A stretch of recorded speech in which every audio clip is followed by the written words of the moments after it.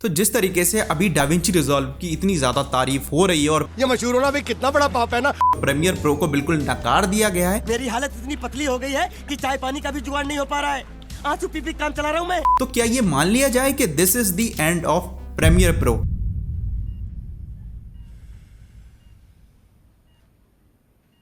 मैं कहाँ हूँ बहन?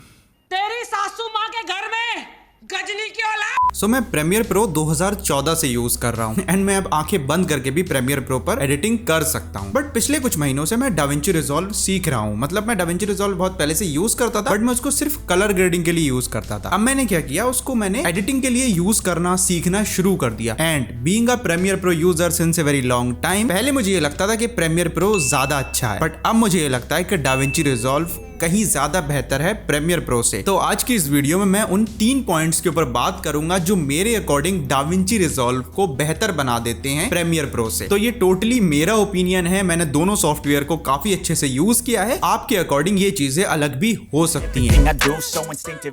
कलर ग्रेडिंग के लिए मैं डाविंची रिजॉल्व को ही यूज कर रहा हूँ। मैंने 3-3.5 साल पहले डाविंची का नाम सुना था और फिर मैं इस पर कलर ग्रेडिंग के लिए गया और जैसे ही मैंने इस पर कलर ग्रेडिंग सीखी, करना शुरू की, मुझे फौरन ये समझ में आ गया था कि भैया कलर ग्रेडिंग के लिए डाविंची रिजॉल्व से अच्छा कोई सॉफ्टवेयर हो ही नहीं सकता। और ये ऐसा मुझे क्यों लगा, क्योंकि जो प्रीमियर पर कलर ग्रेडिंग है वो काफी ज्यादा लिमिटेड है और मतलब वो जो कंट्रोल्स हैं वो इतने ज्यादा प्रोफेशनल नहीं है और इतने ज्यादा मुझे लगता है एडवांस नहीं है जितने आपको डाविंची रिजॉल्व में मिलते हैं। एंड डाविंची रिजॉल्व में जो मेरा सबसे फेवरेट फीचर है वो है नॉइज रिडक्शन का। अभी आपको पेड वर्जन में ही मिलता है ये वाला फीचर, लेकिन ये फीचर यार एक मैजिक है। मतलब जो आपकी वीडियो में ग्रेन्स आ जाते हैं ग्रेडिंग करने के बाद, ये उनको खत्म कर देता है। मतलब एक नोटिसेबल डिफरेंस आपको देखने को मिलता है। वो आपके ऊपर है कि आप उसकी सेटिंग कितनी हाई कर रहे हो। और इसी तरह के काफी छोटे छोटे बहुत और फीचर हैं जो डाविंची रिजॉल्व की कलर ग्रेडिंग को बहुत ज्यादा स्ट्रॉन्ग बनाते हैं अकॉर्डिंग टू मी। इसके अलावा जो इसका नोड बेस्ड स्ट्रक्चर है, जब आप उसको पहली बार खोलोगे तो आपको थोड़ा सा कंफ्यूजिंग और थोड़ा सा घबरा जाओगे उसको देखकर, बट इवेंचुअली जब आप उसके साथ फैमिलियर हो जाओगे तब आपको नोड बेस्ड स्ट्रक्चर से अच्छा कुछ और नहीं लगेगा। ट्रस्ट मी, मैं प्रीमियर प्रो भी काफी सालों से यूज कर रहा हूं और मैंने वहां पर लेयर बेस्ड स्ट्रक्चर देखा है, तो मुझे ऐसा लगता है कि जो नोड बेस्ड स्ट्रक्चर है वो ज्यादा यूजर फ्रेंडली है अकॉर्डिंग टू मी। और इसके अलावा डाविंची रिजॉल्व में और भी ज्यादा अच्छे अच्छे कलर ग्रेडिंग में फीचर्स हैं, जैसे कि एक इसका मास्किंग वाला फीचर है कि आप किसी भी पर्टिकुलर सब्जेक्ट को मास्क करके उसके ऊपर कलर कर सकते हो। अब ये प्रीमियर प्रो में भी मौजूद है। मुझे जितना अच्छे से मैं इसको डाविंची रिजॉल्व में यूज कर पाता हूँ, जो कंट्रोल्स मुझे मिलते हैं वो मुझे लगता है डाविंची रिजॉल्व में कहीं ज्यादा बेहतर है। मैंने दोनों सॉफ्टवेयर को कंपेयर करके यूज भी किया है और मुझे लगता है कि जो डाविंची रिजॉल्व की मास्किंग है वो कहीं ज्यादा एडवांस है। और जो उनका डाविंची रिजॉल्व 18 अभी आया है, इसमें तो इन्होंने कलर ग्रेडिंग में और भी नए नए फीचर्स डाल दिए हैं। मुझे टाइम नहीं मिला है उनको उतनी अच्छे से ट्राई करने का। जो मैंने अभी रिव्यूज देखे और इनकी वेबसाइट पर जाकर पढ़ा है तो वो मुझे काफी अच्छे लग रहे थे ऑन पेपर, और मुझे लगता है कि वो प्रैक्टिकली भी काफी ज्यादा अच्छे होंगे क्योंकि कुछ यूट्यूबर्स के मैंने रिव्यूज भी देख लिए हैं।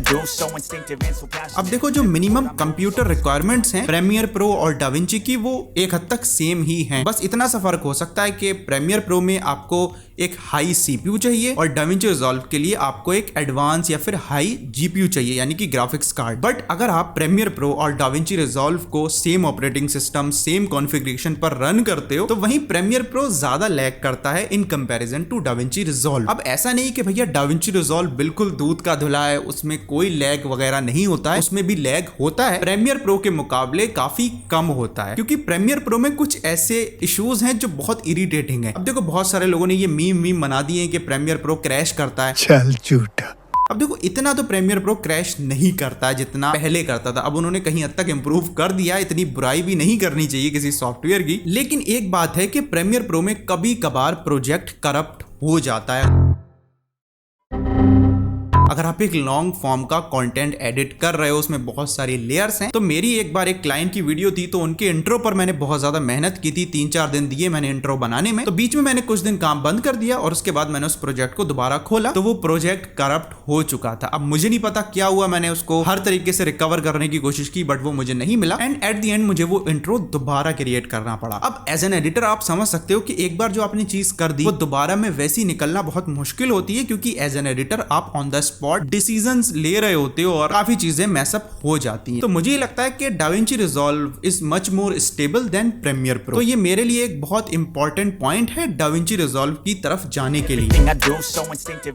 अगर आपको मैं एक सिंपल शॉर्ट आंसर बताऊं तो DaVinci Resolve is much more economical than Premiere Pro. अगर आपको डिटेल में जानना है तो मैं समझाता हूं कैसे। अब DaVinci Resolve का जो फ्री वर्जन है वो मोर देन इनफ है अगर आप बिगिनर वीडियो एडिटर हो या अगर आप यूट्यूब के लिए वीडियोस एडिट करना चाहते हो एंड इवन क्लाइंट्स के लिए भी वीडियोस एडिट करना चाहते हो तो वो मोर देन इनफ है। आप उसके फ्री वर्जन से भी एक अच्छा काम कर सकते हो। लेकिन अगर आप उसको फ्यूचर में अपग्रेड भी करना चाहते हो, आपको बहुत अच्छे अच्छे फीचर्स मिल जाते हैं, ट्रस्ट मी, अगर आप DaVinci Resolve का पेड वर्जन लेते हो तो उसकी वन टाइम परचेज कॉस्ट है जो कि अगर मैं इंडियन रुपीज में आपको बताऊं, मैंने इनके वेबसाइट पर जाकर चेक की थी तो वो है 31,836 रुपए आपको ये पे करना है और आपको फुल वर्जन DaVinci Resolve का लाइफ टाइम के लिए मिल जाएगा। तो आपको बस एक बार ये पेमेंट करनी है। अगर वही मैं बात करूं प्रीमियर प्रो की तो वही प्रीमियर प्रो का कोई फ्री वर्जन अवेलेबल नहीं है, उसके लिए आपको पे करना ही पड़ेगा। तो इनकी अगर आप एक सिंगल ऐप लेते हो यानी कि प्रीमियर प्रो लेते हो सिर्फ, अब प्रीमियर प्रो के साथ मीडिया इनकोडर इनका फ्री ही मिलता है, वो उसी का ही पार्ट है, तो दो एप्स हो गई कह सकते हो आप। तो आपको उसके मंथली